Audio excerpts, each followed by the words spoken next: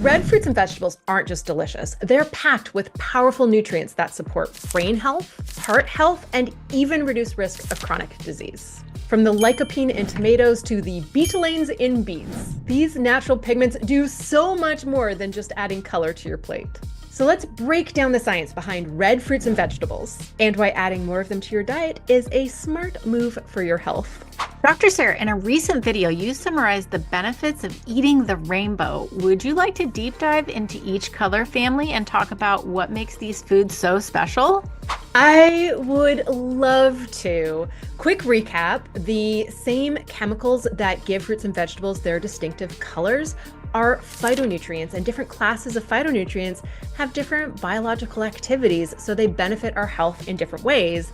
And we maximize our benefits of fruits and vegetables when we consume the full range of color families. I love the idea of now taking that basic intro and doing a deep dive into each color. Great. So let's start today with one of my favorite colors, a deep dive into the benefits of red fruits and vegetables. Red fruits and vegetables primarily get their color from carotenoids like beta-cryptoxanthin and lycopene, polyphenols like anthocyanins and anthocyanidins, and there are a few red fruits and vegetables like beets that get their distinctive color from betalains. Each one of these has unique benefits, so let's take a closer look. Beta-cryptoxanthin is one of the provitamin A carotenoids, which means our bodies can convert it into retinol, which is the active form of vitamin A. And actually, beta-cryptoxanthin has even higher bioavailability than beta-carotene, so our bodies can make vitamin A from it more efficiently. Now, carotenoids like beta-cryptoxanthin have additional biological activity. They're broadly antioxidant and anti-inflammatory, and beta-cryptoxanthin has been shown to have some really awesome health benefits. It enhances calcium absorption and bone mineralization, which supports stronger bones. In fact, studies that have compared high beta-cryptoxanthin intake versus low show a 28% reduced risk of a hip fracture. Beta-cryptoxanthin also improves insulin sensitivity.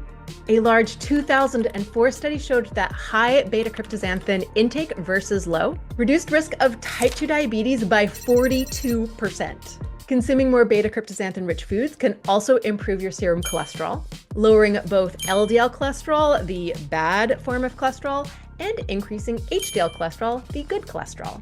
And beta-cryptoxanthin can also reduce risk of some forms of cancer, most notably oral, laryngeal, and pharyngeal cancers.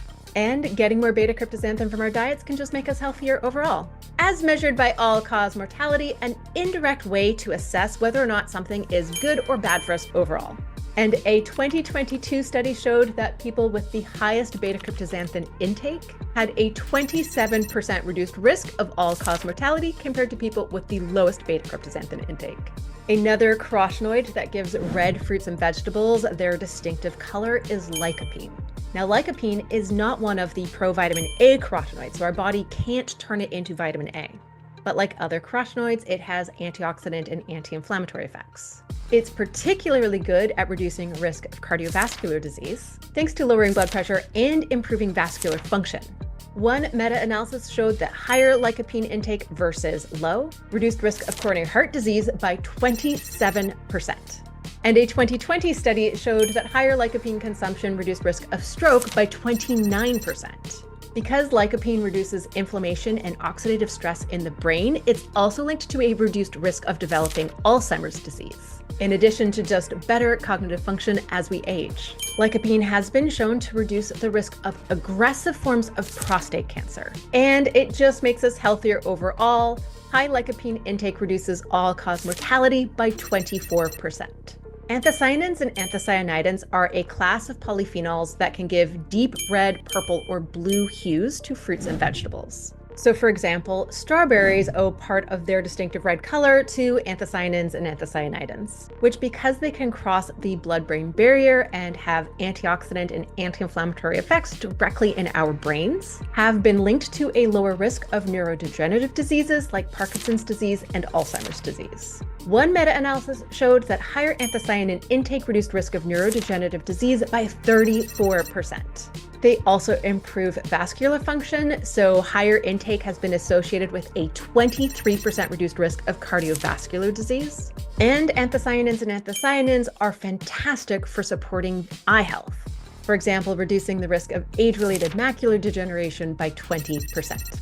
Now, a subset of red fruits and vegetables get their distinctive color from betalains. This includes beets, dragon fruit, prickly pear, chard, and amaranth. And fun fact, we don't find betalains and anthocyanins in the same foods. Plants seem to make one or the other. Now, betalains have been shown to reduce blood pressure and serum cholesterol. They improve insulin sensitivity and have been shown to reduce fasting glucose levels. And they have been shown to improve endurance and exercise performance along with muscle recovery. What's cool is that while there is some overlap in the benefits of beta-cryptoxanthin, lycopene, anthocyanins and anthocyanidins, and betalains, they also work through distinctive mechanisms. So it's best to consume a wide variety of red fruits and vegetables, in addition to just making sure that red is one of the colors on our plates. Wow, that was an awesome deep dive. Thank you so much. Okay, so now that we know why red fruits and vegetables are so beneficial, what are some easy ways we can add more of them to our diet? I love this question. We could start by adding some red fruit to our breakfast. So strawberries, cherries, raspberries. That could be added to Greek yogurt and granola, or to a bowl of oatmeal, or blended into a smoothie. An omelet with red bell pepper and sliced tomato would be delicious. For lunch, it could be as simple as adding some sliced tomato to a sandwich, or red bell pepper, radishes, roasted beets or pickled beets, or cherry tomatoes to a salad. For dinner, we could lean into tomato-based pasta sauces or sun-dried tomatoes in pasta. And for snacks, we could look at fresh fruit like cherries, watermelon, or red apples, or dried fruit like dried cranberries, or veggies and dip like some sliced red bell pepper and radishes with your favorite guacamole or hummus. I love those so much. I'm so glad we did this deep dive, and I can't wait for the next one. Where can people go if they want to learn more before our next video on all these amazing colors? My best resource for learning all of the ins and outs of Eat the Rainbow is actually an ebook series available in my Patreon. My Patreon get tons of perks. They get 2 new podcast episodes every single month, a nutrient fun fact sheet, an ebook in a series, the full perusable Nutrivore score database, organized either alphabetically or numerically, depending on how you want to nerd out, the suggestion box for weekly Q&A videos, and early access to upcoming exciting projects. Plus the archive of all of the previous podcast episodes and ebooks and nutrient fun fact sheets. So right now, the ebook series we're working on is Nutrients for Health Condition. So we have nutrients for high blood pressure, nutrients for high cholesterol, nutrients for heart disease, nutrients for stroke, nutrients for type 2 diabetes, nutrients for cancer, nutrients for Alzheimer's disease and Parkinson's disease, nutrients for osteoarthritis, nutrients for osteoporosis, and nutrients for anxiety and depression, with a new ebook in this series dropping every month. But the previous series, so all 5 books are already there for you, is an Eat the Rainbow series, with an ebook for each color of the rainbow. So red, orange and yellow, green, blue and purple, and white and brown. So yeah, one of many perks of joining my Patreon, which you can do at patreon.com/Nutrivore.